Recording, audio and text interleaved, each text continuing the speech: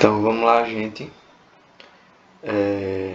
A gente vai começar aqui o sistema nervoso, né? A neuroanatomia. Eu não vou poder apresentar aqui na apresentação de slide porque ele está parando de gravar. Mas eu acho que assim dá certo. Então, só dando uma breve introdução aqui do que a gente vai estudar.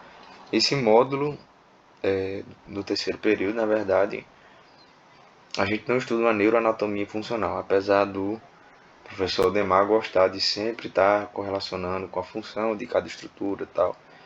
Então, à medida que eu for falando as coisas aqui, eu vou dizendo, dando umas correlações, né?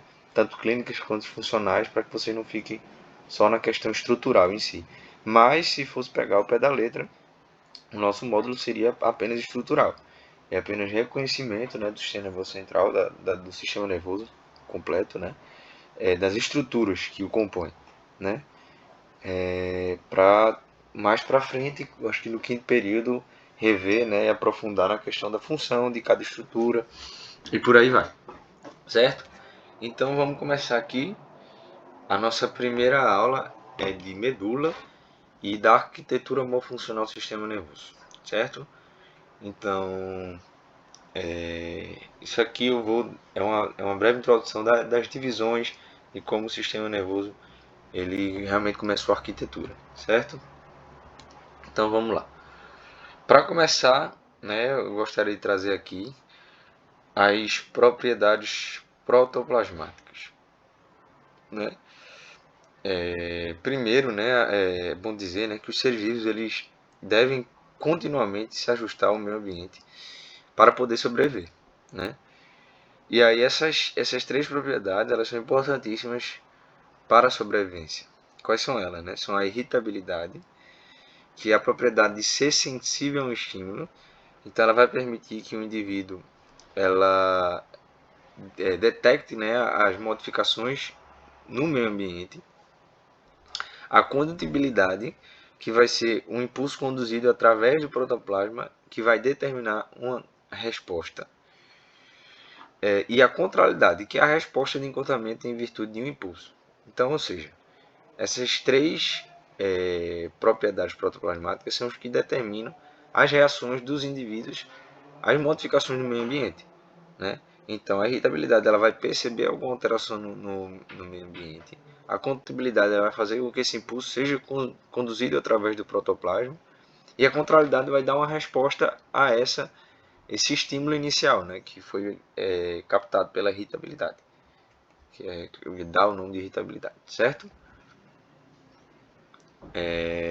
Vamos lá. Nós temos os tipos de neurônios. Então, isso aqui eu acho que vocês já estão careca de saber, né? Tutoria, histologia, enfim. Mas vale a pena falar. Então, nós temos os neurônios aferentes, que também são chamados de sensitivos, e são aqueles neurônios que vão trazer informação do meio para o sistema nervoso, certo? Os seus corpos celulares, eles vão estar em gânglios sensitivos juntos ao sistema nervoso central, ou seja, eles são neurônios pré-ganglionares, eles estão localizados antes dos gânglios, certo? E os seus axônios eles vão estar encontrados na superfície corpórea. Os corpos celulares, né, eles foram durante a evolução se centralizando por causa de uma questão de proteção, porque eles não têm uma capacidade regenerativa como os axônios do sistema nervoso periférico, tá certo? Eles têm essa capacidade regenerativa. Já que os corpos celulares eles não têm, eles tiveram que se adaptar e ficarem mais centralizados para que não haja realmente esse dano, né? Já que a periferia do corpo ela é mais disposta a danos, né?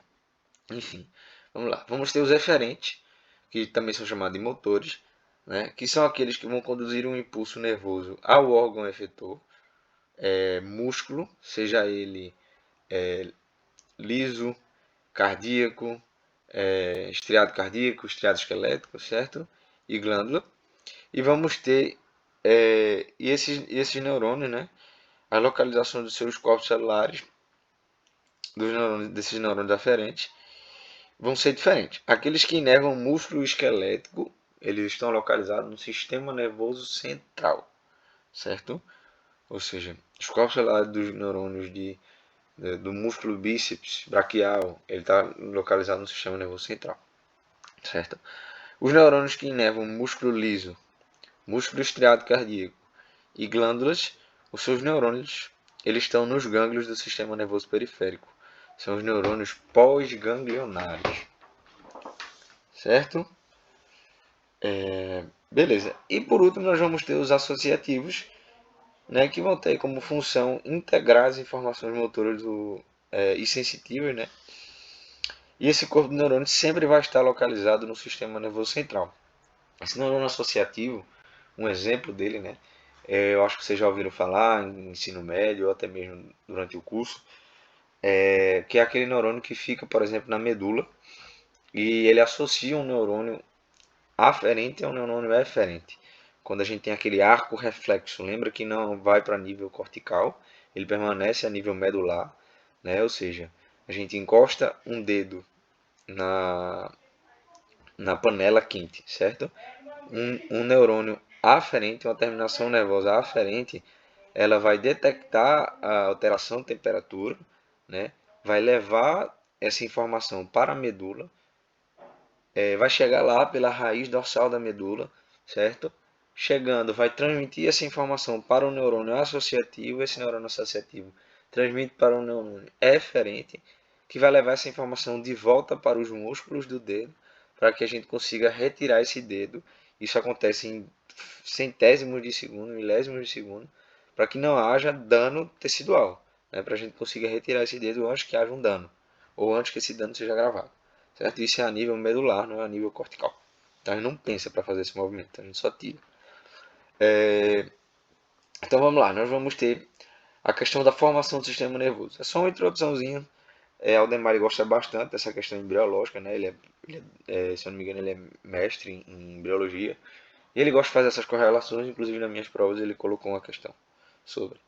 Então vamos lá. O sistema nervoso, formação do sistema nervoso, né? Ela é a partir do tubo neural, como vocês provavelmente já sabem, no primeiro período a gente dá uma introdução à embriologia. E o tubo neural, quando ele está tendo aquele fechamento, né? Ele vai fechar o fechamento neural, né? E vai liberar umas cristas, né? As cristas neurais. Então, a partir do sistema do tubo neural, nós vamos ter o sistema nervoso central, e a partir das cristas neurais, nós vamos ter o sistema nervoso periférico, certo? Então, vamos lá. A parte cranial do tubo neural, ela vai dilatar e ela vai dar origem a um encéfalo primitivo, que é o arquencéfalo. O arquencéfalo é digamos assim, o nosso primeiro encéfalo, certo? O arquencéfalo, por sua vez, ele vai se dividir em três vesículas, certo? Três vesículas encefálicas primitivas, que vão ser o prosencéfalo, o mesencéfalo e o romencéfalo. Quando eu estava estudando, eu decorei assim, promessa rombástica. É só uma dicasinha, foi a maneira que eu achei de decorar. Se quiserem usar, podem usar. Enfim, prosencéfalo, mesencéfalo e romencéfalo, certo? São as três vesículas que o arquencéfalo dá origem. Em seguida, cada uma dessas vesículas vai dar origem a outras, né? Então, nós vamos ter o prosencéfalo dando origem ao telencéfalo e ao diencéfalo. O telencéfalo e o diencéfalo juntos, eles vão formar o cérebro. Mais para frente eu vou mostrar isso, certo? O telencéfalo e o diencéfalo junto é o cérebro, certo? Cérebro não é apenas o telencéfalo que a gente costuma chamar, é que a parte que tem os giros, né, os sulcos, a gente chama aquilo de cérebro, mas o cérebro também é composto pelo diencéfalo. Vai entrar tálamo, subtálamo, epitálamo, né? Enfim. Nós vamos ter o mesencéfalo que não vai se dividir. E por último, o romencéfalo que vai formar o metencéfalo e o mielencéfalo. Metencéfalo forma cerebelo e ponte. E mielencéfalo vai formar a medula oblonga. E a parte caudal do tubo neural ela vai formar a medula espinhal, certo? Então, tá aqui as chavezinhas, né, para ajudar o esquemazinho. E aqui mais ilustrado, né? Como é que forma, né? Telencéfalo, que tem o caloso, né? Os dois hemisférios, o diencéfalo, isso aqui tudo é o cérebro, né? Nós vamos ter aqui mesencéfalo, mielencéfalo, ou metencéfalo e mielencéfalo, que vão formar o tronco encefálico. Beleza? Então vamos lá. Então vamos lá, divisão do sistema nervoso com base em critérios anatômicos. O que é isso? O sistema nervoso, eu sei que vocês aprendem ensino médio e tal. O sistema nervoso tem aquela divisão, né? Sistema nervoso central, sistema nervoso periférico, né? Aí o periférico se divide em autônomo e somático, autônomo, parasimpático e simpático. Mas não é bem assim que a banda toca, certo? Vocês vão entender isso agora. Na verdade, o sistema nervoso ele é dividido com base em alguns critérios. São 4 os critérios anatômicos, os critérios funcionais, os critérios com base na segmentação ou metameria e os critérios embriológicos, certo? Então vamos começar aqui com o anatômico. O anatômico é aquele famosão, né? Sistema nervoso central e o sistema nervoso periférico, certo? O sistema nervoso central é aquele que está localizado no esqueleto axial, ou seja, na cavidade craniana e no canal vertebral. E o periférico vai ser aquele fora do sistema nervoso axial. Apesar de alguns nervos e raízes nervosas penetrem no esqueleto axial para fazer conexão com o sistema nervoso central, e alguns gânglios eles também vão estar dentro do esqueleto axial, certo? Mas vamos lá com o sistema nervoso central. Então, os componentes desse sistema nervoso central, nós vamos ter o encéfalo. O encéfalo vai ser tudo aquilo que a gente acabou de falar lá da embriologia. O cérebro, que que a parte, primeiro, né, a parte que está situada dentro do crânio, né? O encéfalo ele vai ser composto pelo cérebro, que é telencéfalo e diencéfalo, cerebelo e o tronco encefálico, que é mesencéfalo, ponte e medula oblonga. Ou seja, vamos lá, por parte. Telencéfalo é aquilo que a gente vulgarmente chama por cérebro. Que tem os hemisférios, tem os sulcos, tem os giros, tem os lobos, né? É aquilo que vulgarmente a gente chama por cérebro. Diencéfalo é tálamo, epitálamo, subtálamo, né? Esse vai ser o diencéfalo. Esses dois juntos eles formam o cérebro, certo? Aí nós vamos ter o cerebelo e o tronco encefálico, que é mesencéfalo, ponte e medula oblonga, que antigamente era chamado de bulbo, por isso que a regrinha mnemônica era MPB, mesencéfalo, ponte e bulbo, que hoje em dia é medula oblonga, certo? Então, cérebro, cerebelo e tronco encefálico é o que compõe o encéfalo. Então, encéfalo não é a mesma coisa de cérebro e cérebro não é a mesma coisa de telencéfalo, certo? Tá aqui tudinho bonitinho para vocês estudarem mais tarde. Então, vamos lá. A medula espinhal. Ela vai ser a parte do sistema nervoso central dentro do canal vertebral. Sim, medula espinhal é do sistema nervoso central. Então, o sistema nervoso central é composto pelo encéfalo e pela medula espinhal, certo? Céfalo e medula espinhal é o sistema nervoso central. Medula espinhal não é sistema nervoso periférico. Tem muita gente que acha que é, mas não é. Então vamos lá. Sistema nervoso periférico, né? Então eu já falei aqui, localizado fora do esqueleto axial, apesar dessas exceções aqui, e seus componentes. Aí aqui é o que vai entrar o que é o sistema nervoso periférico. Não tem nada a ver com medula. Medula é o sistema nervoso central. Vão ser os nervos. Os nervos são aqueles cordões, né, esbranquiçados, que vão unir o sistema nervoso central aos órgãos periféricos, ou seja, vão unir tanto o encéfalo, né, tronco cefálico, algumas partes do telencéfalo, do diencéfalo, quanto a medula espinhal aos órgãos periféricos, certo? E os nervos eles vão ser subdivididos em nervos cranianos, que são 12 pares, né? Os nervos cranianos eles unem o encéfalo aos órgãos periféricos. A gente vai ver mais para frente, quando falar de nervos cranianos, de onde saem esses nervos. A gente já viu, na verdade, né? Enfim, os nervos espinhais, nós vamos ter os 31 pares, todos mistos, que vão unir a medula aos órgãos periféricos, certo? Beleza. Nós vamos ter os gânglios, segundo componente do sistema nervoso periférico. Os gânglios vão ser, né, dilatações constituídas principalmente de corpos celulares. Nós vamos ter os gânglios sensitivos, que transportam informação do meio para o sistema nervoso central, né?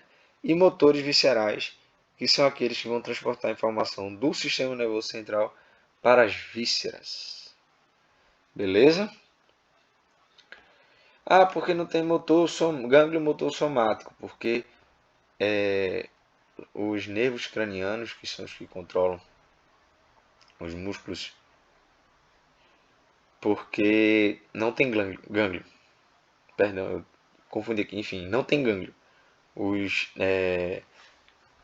nervos somáticos, né? Não tem gânglio. E aí ele não entra aqui nessa classificação de gânglio. É só visceral. Terminações nervosas. Nós vamos ter vai ser, né, as extremidades das fibras que constituem os nervos, e também vão ser subdivididas em sensitivas ou aferentes e motoras ou eferentes. Mesmo esqueminha, sensitiva traz, motora leva a informação. Vamos lá. Divisão do sistema nervoso central com base em critérios anatômicos está aqui, né? Só o encéfalo é o cérebro, telencéfalo e diencéfalo, tronco cefálico, mesencéfalo, ponto e bulbo e cerebelo, e a medula, esse é o sistema nervoso central. Beleza? Divisão do sistema nervoso central com base em critérios embriológicos, que a gente já falou, né? O arquencéfalo dá origem ao prosencéfalo, mesencéfalo e ronquencéfalo, prosencéfalo, telencéfalo e diencéfalo, que formam o cérebro, lembra?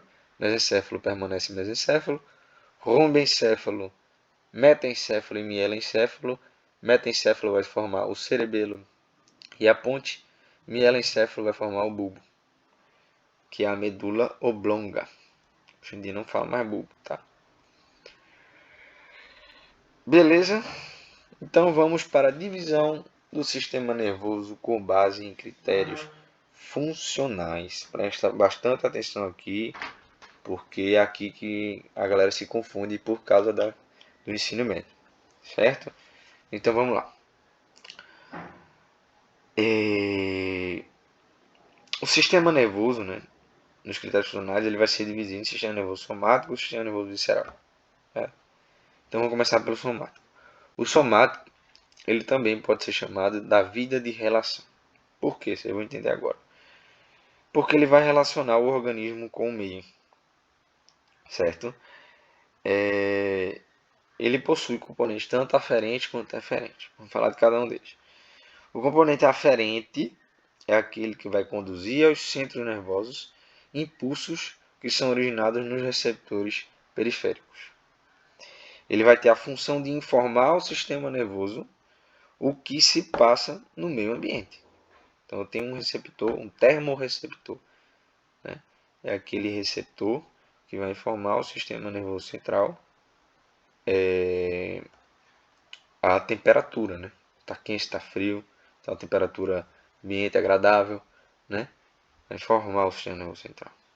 Esse termorreceptor ele faz parte do sistema nervoso somático no componente aferente, certo? Componentes eferentes vão ser aquele que leva aos músculos esqueléticos o comando dos centros nervosos. Tem a função de excitar o movimento voluntário. É o que a gente conhece no ensino médio por sistema nervoso periférico somático. E eu vou explicar agora por que não é periférico somático. É sistema nervoso, pode ser chamado sistema nervoso somático. É chamado sistema nervoso somático. Só que é só o seu componente aferente que tem essa função. E aí, por que não periférico? Porque, se você lembrar lá da divisão do sistema nervoso com critérios anatômicos, né? O periférico é o quê? Nervos, gânglios e terminações nervosas. E nesse sistema nervoso somático aqui, de componente diferente, eu tenho mais que nervo, gânglio e terminação nervosa. Tenho esses componentes? Tenho.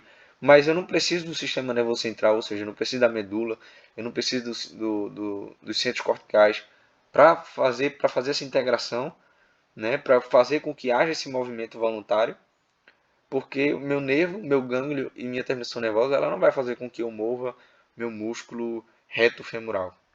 Entendeu? Quem vai fazer, quem vai mandar esse sinal, essa informação, é o sistema nervoso central. Então ele não é composto só pelo periférico. Tem componente central e tem componente periférico, certo? Então é o sistema nervoso somático. E o que faz com que o músculo esquelético mova é o componente aferente. E existe também um componente aferente que não é falado no sistema no ensino médio, certo? Vamos lá. Aí nós vamos ter o sistema nervoso visceral, que também pode ser chamado da vida vegetativa.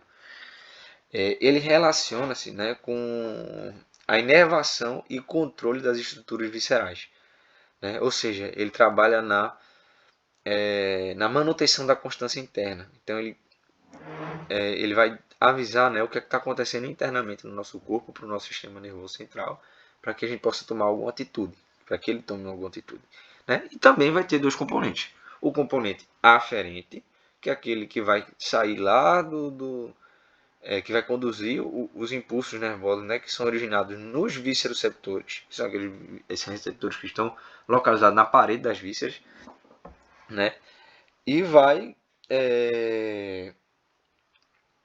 levar, né, a informação para o sistema nervoso central, para que a gente faça essa regulação. E o componente eferente, que é denominado sistema nervoso autônomo. Não é sistema nervoso periférico autônomo. Sistema nervoso autônomo, pela mesma razão. Tem componentes tanto periféricos quanto centrais aqui que agem no sistema nervoso autônomo, né? E aqui vai levar os impulsos dos centros nervosos para glândulas, músculo liso e músculo estriado cardíaco. Por quê? Porque ele é autônomo, ele controla tudo que a gente não controla. Autônomo funciona por si só. Então, glândula a gente não fala, vou suar agora, mandar a glândula sebácea suar.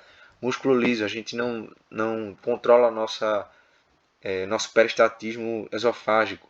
Músculo cardíaco, a gente não manda o coração bater. Então, é tudo autônomo. Então, ele leva os impulsos para isso. Quem faz o trabalho no músculo esquelético é o somático, o componente aferente, né? E é subdividido em simpático e parasimpático. Aqui sim está certo. Sistema nervoso autônomo é simpático e parasimpático. E vai ser aquela mesma questão. Simpático, luta e fuga, né? Vulgarmente falando. E parasimpático para quando a gente está relaxado. Vocês vão ver isso em fisiologia. Mas é basicamente isso. Não confundam, voltem, estudem. Vejam que isso aqui é muito importante.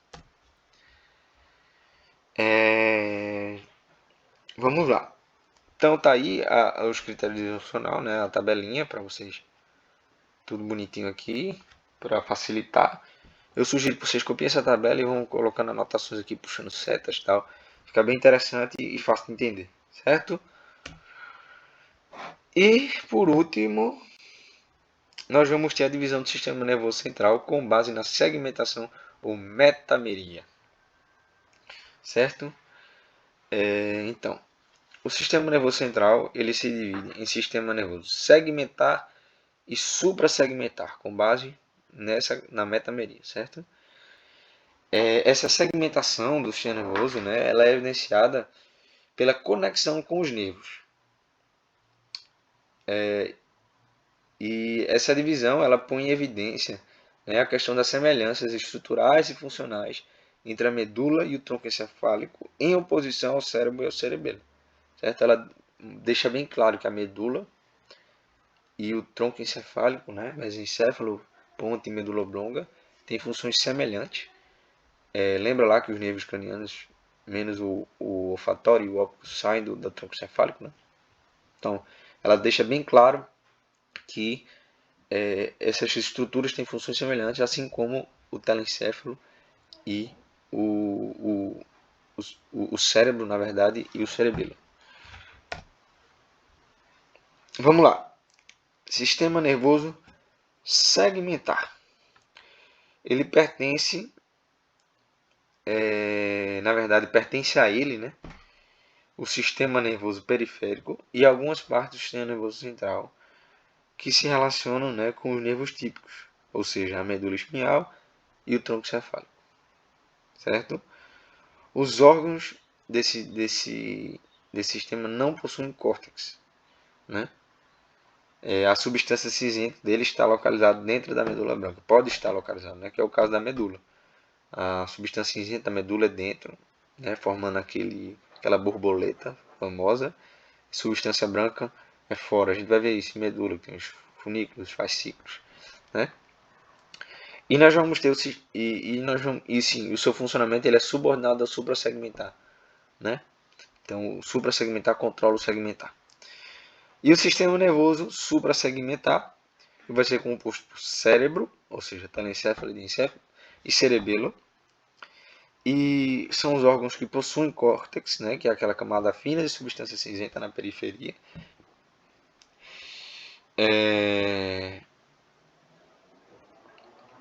E a comunicação, né, com seus órgãos periféricos vai se dar através do sistema nervoso segmentar. Ok? Então, seguimos.